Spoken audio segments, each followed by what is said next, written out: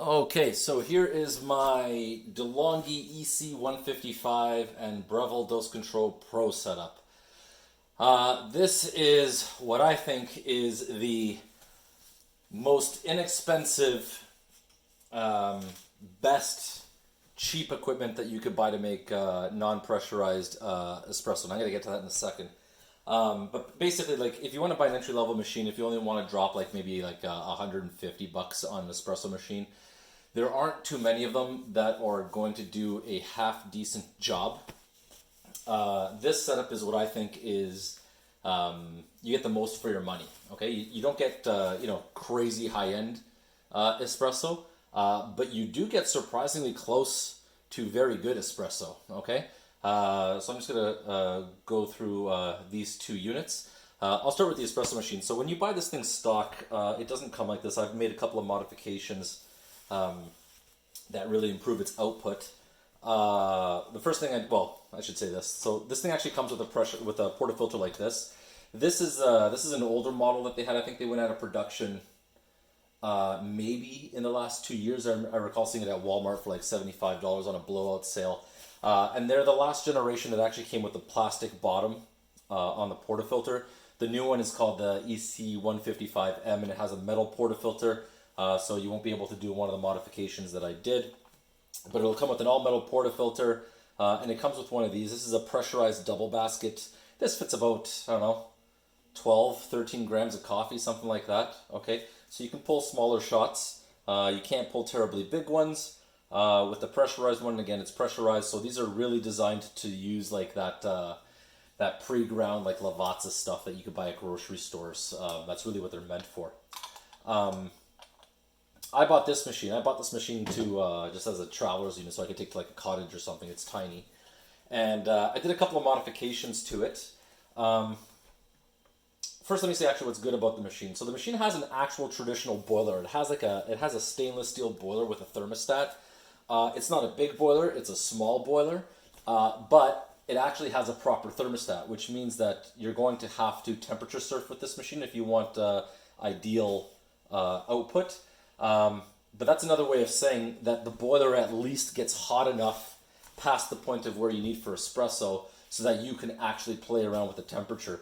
On a lot of other machines that are in this price range, you'll get what's called a thermoblock machine. It's a thermoblock boiler, and basically what that means is it's in order to heat the boiler, it passes through a tube that is surrounded by a block of aluminum, which has a heater attached to it. It has an element attached to it. And the water kind of roughly gets hot. It does get hot, but not at a particularly good temperature. Whereas with this machine, if you leave it on for a while, you'll see that after doing a cooling flush, there it is. It actually steams when it comes out, and then the temperature falls as you flush the group. So with this machine, you will absolutely be able to get into the right temperature with a little bit of practice. You actually have to temperature surf with this thing. So that's one of the reasons I bought this thing. The other one is because you can easily modify it. I'm going to go over the modifications that I did. And the third reason I bought this, it has an actual boiler. I modified the steam wand. I'll get to this in a second. I forgot the other part that I was going to say. Anyway, it's easily modifiable. Okay, you can temperature surf it just like if you bought a stock Gaggia Classic or a Rancilio Silvia. It actually has a boiler. Okay, and it's stainless steel. Okay, so regarding the actual portafilter, so the first thing I did was let me just get rid of this water. All right, so the first thing I did was I actually just cut off the bottom part of the plastic to make this a bottomless portafilter. So on this one, on this stock portafilter right here, if you just simply remove this screw, if you remove all three of these screws at the bottom, you can pull off this plastic piece. I just cut this right off, right there. Just cleaned it up with like an X-Acto knife, for example. And then I shaved off some of the aluminum bits that are sticking out. And what that does is that obviously gives you a bottomless portafilter. And it normally comes with this pressurized portafilter. I don't like this one. I bought this non-pressurized one from DeLonghi. This also holds about like 12 or 13 grams of coffee, which isn't my thing. I don't use that. I researched online, and as it turns out, You can buy a Millennium basket from a La Pavone Europicola machine. Whoops. You can buy a Millennium basket, which is this guy right here. This is on a manual direct lever machine, a Europicola from La Pavone. And this is a 52 millimeter basket. It's made by IMS, and this is of a reasonably good quality. Okay. The only thing is, the stock basket comes with a ridge. I have a La Pavone, which is why I have this basket, but it comes with this ridge. In order to use with this machine, you have to be okay with taking a hammer to it and basically flattening out this ridge, because on this machine you can't use a basket with a ridge. All I did was I held this upside down on a metal table, and I just used like a block of something, and I just straightened this out with a hammer basically until it was flat. Okay, it doesn't have to be perfectly flat, but the flatter it is, the better, and it makes a good seal with my group gasket in here nonetheless. So with this guy, I can fit up to 16 grams of coffee in here, which is much more like a standard espresso machine, and it gives me a much better result in the cup by using that much coffee. Okay, so now I could take this basket, I could drop it into my bottomless portafilter, and it's a pretty clean install actually. It turned out rather well, and you can also buy different portafilter funnels. Anything that fits a La Pavone basket, you can buy. It's all good. Okay. The other thing that I did was I got rid of the Panarello one that comes with this machine. It's not the best, and by it's not the best, I mean like it's okay if you want really airy milk, but it doesn't give you microfoam. You can't do like high quality milk drinks. So what I did was I ordered this. This is a $20 part if you order it from Europe. It's a Rancilio Silvia version 1/version 2 steam wand. It's kind of a pain. You have to open up the machine, you have to get in there and swap it out with the original steam wand. But once it's installed, and I'm going to underscore that it is a pain in the butt to do, but once it's done, it actually works super well. Okay. A couple other things that I did is I removed the plastic tamper that they have attached to the machine because it's garbage, and I also drilled a hole in the drip tray right here just because, well, frankly, I like to purge the wand, and I can actually purge the wand now into the actual drip tray. Drip tray is small, but so is the machine. You're not going to get anything huge with this machine. Okay, drip tray is pretty small, but it works. It's good if you're pulling 1 or 2 shots or something like that. Okay, this is a turn dial, so this right here is off. This is just on to heat up the group. One more is to brew, and this way is to heat up to steam.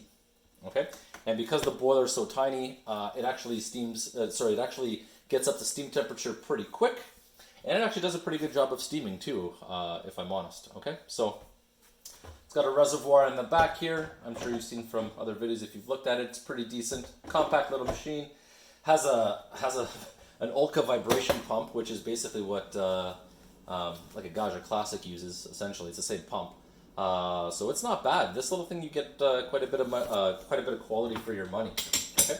Anyway, so that's the machine. This allows me to pull non-pressurized espresso with a decent dose, and it allows me to steam really good microfoamed milk. The small little boiler, surprisingly, has more than enough power to steam milk in a 12-ounce pitcher, which works awesome. This is the grinder that I paired with it. It's a Breville Dose Control Pro. This is the first coffee grinder I ever bought. And honestly, I don't know why it's not more talked about. This is an excellent entry-level grinder. If I had to pick between this machine or something like a Baratza Encore, and a Baratza Encore is, it's a great machine, I would pick this almost every single time though. And the reason I would do that is because this one has a lot more grind settings. It has an inner burr that you can adjust to get into different grind ranges.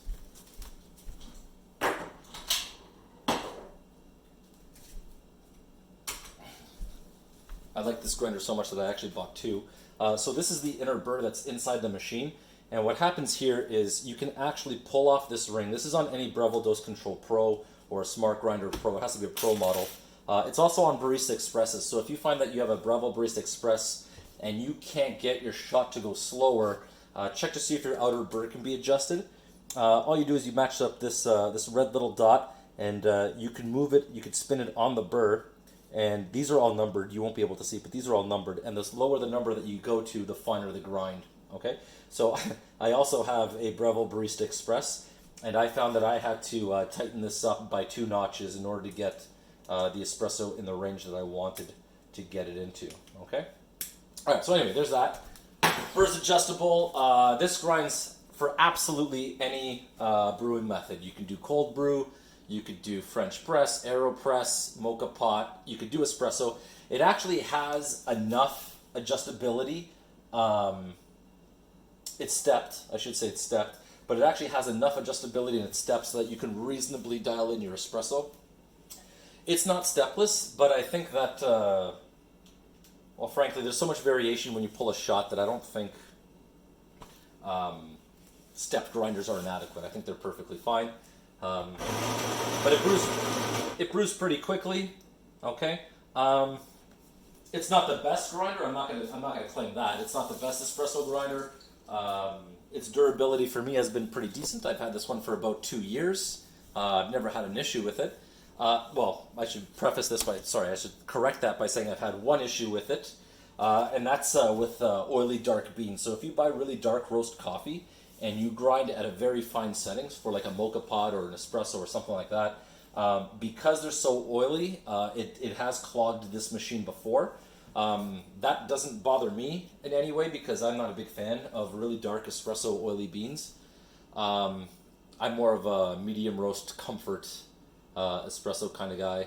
I like light roast too, but I prefer it in pour over and French press and things like that. But for espresso, I like traditional espresso, traditional Italian espresso, I should say.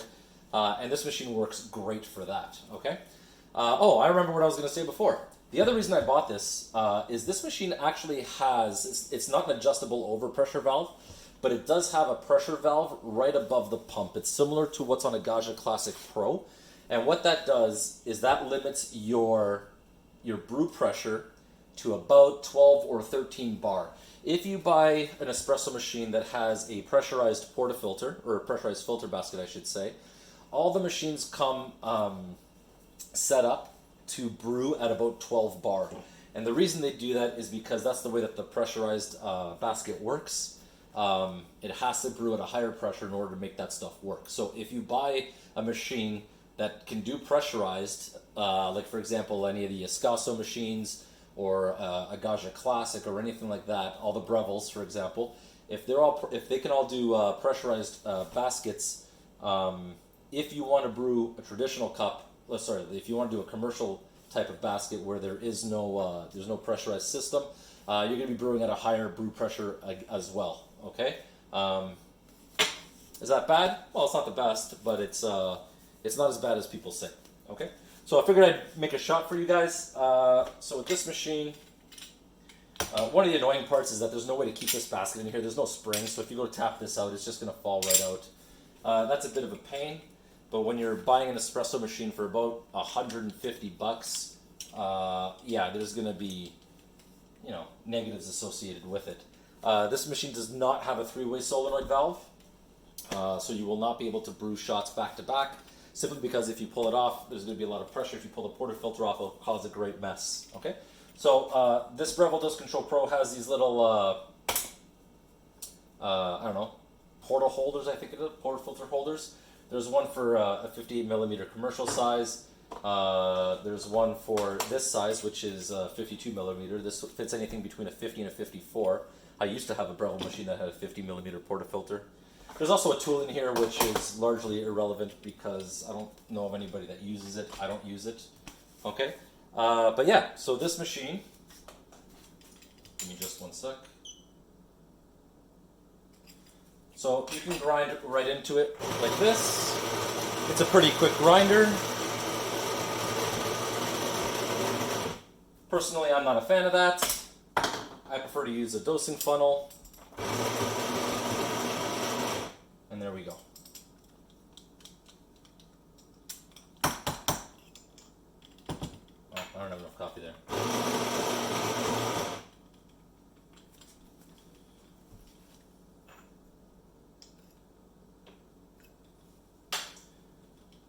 Yeah, so I prefer a dosing funnel. It just makes things cleaner. we'll just prep our shot here. Okay, 51mm tamper. Alright, there we go. I'll put this back on. Okay, so there's our shot. You can also prep the shot without the basket in there. But there we go. I'm going to flush this just to make sure that all the overheated water is out. There we go. Looks good to me. It's actually just about to heat up right now. So I'm going to give it a second while it heats up.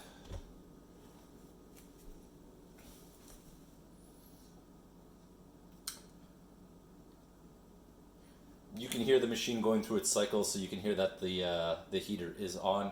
What this is going to do is this is going to heat it up past the point that I want it to, so this is going to be a bit hot for me. So what I do is I flush it now. I hope you heard the steam come out. That's not a bad thing, that's a good thing, because that means your espresso machine gets hot enough to brew shots. But there we are. So, put it in the group. I'll bring this closer. Grab a cup. Now, because this doesn't have a solenoid valve, what you could do is you could do a little bit of a pre-infusion. So what I like to do is I like to start the shot for just a little bit. I like to let some water go in there and build a little bit of pressure. And then I turn it off. The water stays in the group because, well, there's no relief for it. And then I just turn it right back on once I'm happy about how much pre-infusion there is. So there's the shot. This one's coming a little fast because I don't really use this thing. Okay, it hasn't seen a whole lot of use. In fact, it's coming really fast, but it brews a decent shot. I won't be drinking that. But you'll have to take my word for it. You can actually pull some pretty good shots with this, some slow-flowing, really good shots. That one didn't really work. So this is take 2. I had to cut the video because the grind was way off. But like I was saying, pretty decent little setup. I'm just going to grind into my portafilter with a funnel.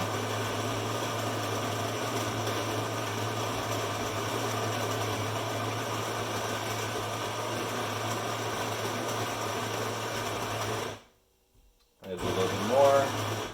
There we go. This grinder sometimes does come out a little bit clumpy. It's not that bad. Most grinders that have an impeller to get rid of the to expel the coffee does come out a little bit clumpy, but this one's not too bad. I just do a little WDT, which is basically a thin paper clip. Move the grounds around, helps break up any clumps. Tamp our coffee. Good to go. Yeah, so flush the group. It steamed a little bit there at the front. Not a whole lot though. Put in our cup. We'll make a cortado this time and go.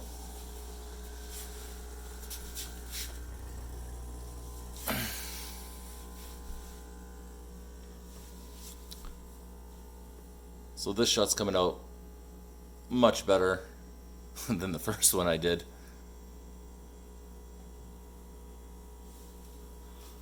There we go.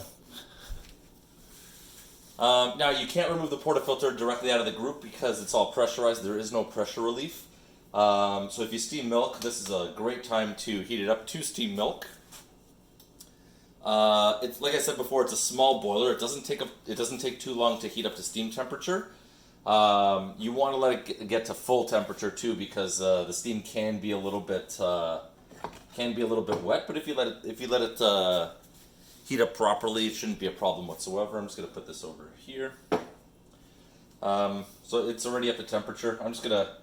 I drilled a hole here in the drip tray, and what I do is I just purge the water that was in the wand into the drip tray, and this allows you to steam your milk.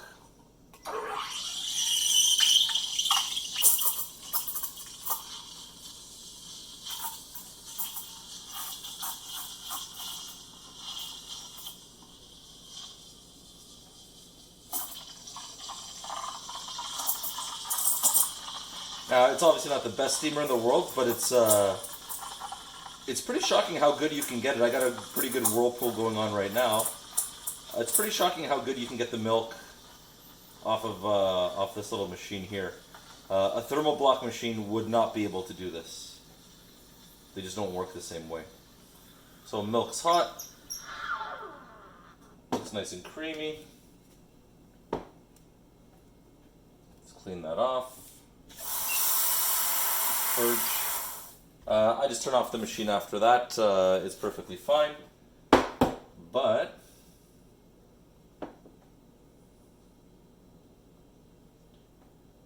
it's hard to pick it up on camera how good the milk is. But I'll pour something here.